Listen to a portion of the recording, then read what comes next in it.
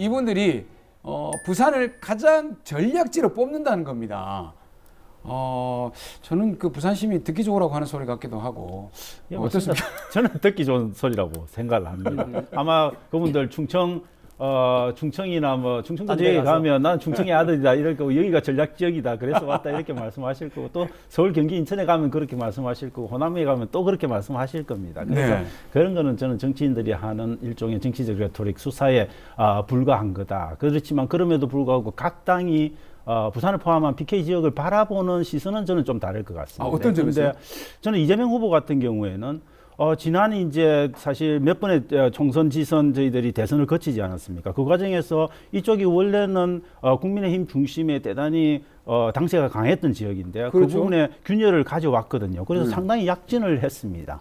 약진을 했는데 지난 이제 재보궐선거 때 그게 완전히 다시 무너졌거든요. 그렇죠. 결국은 김영준 후보가 받았던 게 34% 정도밖에 안 됐습니다.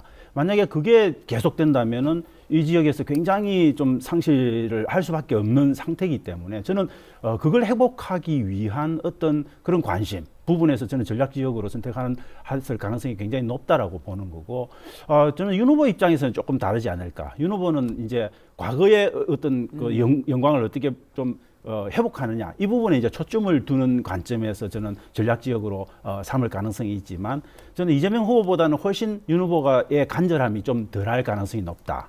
그렇게 보는 거죠. 원래 여기는 이제 잡은 토끼다. 예, 잡은 토끼로 볼 가능성이 저는 꽤 있지 않을까. 그리고 모든 여론조사의 결과들이 그런 확신을 뒷받침하게 해주고 있기 때문에 그럴 가능성이 저는 안 그래도 여론조사를 쭉 해봤는데 전국 여론조사에서 부산만 따로 떼서 하는 건 사실 크게 의미가 없습니다. 샘플이 많지 않기 때문에. 그래서 부산만 따로 1000샘플을 조사한 게 그렇게 많지 않은데 대선 보름 전에 그러니까 2월 19일, 20일 조사했던 여론조사가 있습니다. 여기에 이재명 후보가 32.4%, 윤석열 후보가 52%, 안철수 후보가 7.4% 이렇게 좀 집계가 되어 있는데 근데 여기서 중요한 거는 이 진영의 지지를 하는 그 지지자들이 이미 후보를 바꾸지 않겠다고 하는 그런 분들이 80% 후반입니다. 요거는 양 지지자들이 이미 결집이 됐다고 봐야 되겠죠. 그러니까 이제 부산이 이제 전체적으로 볼 적에는 이전에 그 총선 지방선거에서 나왔던 현 민주당에 대한 강한 지지, 상대적으로 이제 강한 지지죠. 그런 것들이 소위 현 정부에 대한 어떤 그 정부의 정책들에 대한 부정적인 그 평가로 인해서 아무래도 한 6대4 정도만 되면은 서로 선전한 게 아닌가, 민주당으로서는 선전한 게 아닌가, 40% 정도 득표하고 그 국민의힘이 60% 정도 가져가면은 선전한 게 아닌가 할 정도로 분위기가 바뀌어 있는 거는 사실인 것 같습니다. 그런데 이제 아까 전략지다라고 얘기하는 말씀이 뭐냐면은 사실은 부산 같은 경우에는 부산을 정치적 고향으로 대통령 되신 분이 세 분입니다.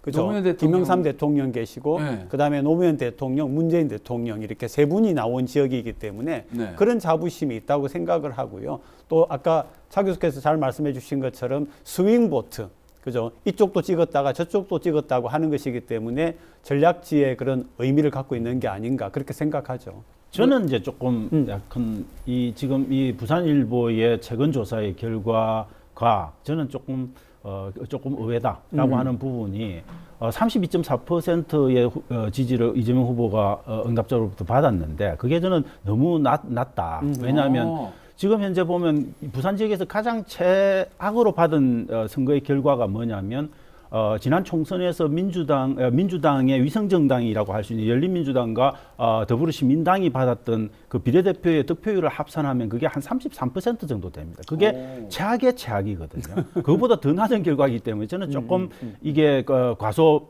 좀 대표되고 있는 부분들이 있다. 그래서 그 다음에 또 하나 좀 이상한 부분은 이제 전에 방송 3사가 그 부산 지역의 지상파 방송 3사가 했던 게 1월 3일 날 그 조사 결과가 있습니다. 네네, 거기에 있었어요. 나온 부동층의 수치가 13.2% 정도 된 걸로 알고 있습니다. 그런데 이게 지금 2.3%로 거의 11%포인트 줄어드는 거죠. 부동층이 없어졌어요. 예, 부동층이 없어졌죠. 그런데 부동층이라고 하는 게 그렇게 없어질 수가 없는 부분이어서 저는 굉장히 좀 과표집되었을 가능성이 있다. 근데 적극적으로 정치에 관여할 준비가 되어 있는 응답자들이 전화 오자마자 그냥 받고 보수적 성향을 가진 응답자들을 반영할 가능성이 굉장히 큰 거죠. 그래서 저는 그런 부분에 좀 과표집이 일어나서 이런 결과들이 좀 나타나고 있지 않는가 하는 네, 생각을 그래서 실제로 이제 우리가 3월 9일 날이 되면은 네. 투표 결과가 그죠. 네. 그때는 이제 누군가를 반드시 찍어야 되는 것이고. 네. 그렇죠. 그리고 아까 제가 노무현 대통령과 문재인 대통령의 정치적 고향이 부산이라고 했는데 아직은 그분들 가운데에서